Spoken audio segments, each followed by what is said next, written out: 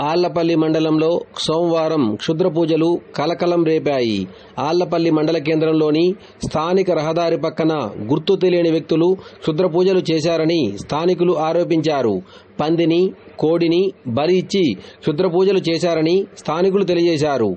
పూజల ఆనవాళ్లను చూసిన స్థానికులు భయభ్రాంతులకు గురయ్యారు. ఈ వార్త మండల వ్యాప్తంగా వ్యాపించడంతో చుట్టుపక్కల గ్రామాల ప్రజలు సైతం భయభ్రాంతులకు గురవుతున్నారు. క్షుద్ర పూజలు నిర్వహించే వారిని గుర్తించి పోలీసు అధికారులు కఠినంగా శిక్షించాలని స్థానికులు కోరుతున్నారు. ఈ విషయం తెలుసుకున్న ఆళ్లపల్లి పోలీసులు సంఘటనా స్థలానికి చేరుకుని పూర్తి స్థాయిలో దర్యాప్తు చేస్తామని ఈ సందర్భంగా తెలియజేశారు. ప్రజలెవరూ భయభ్రాంతులకు గురి కావద్దని ఈ సందర్భంగా పోలీసులు తెలియజేశారు.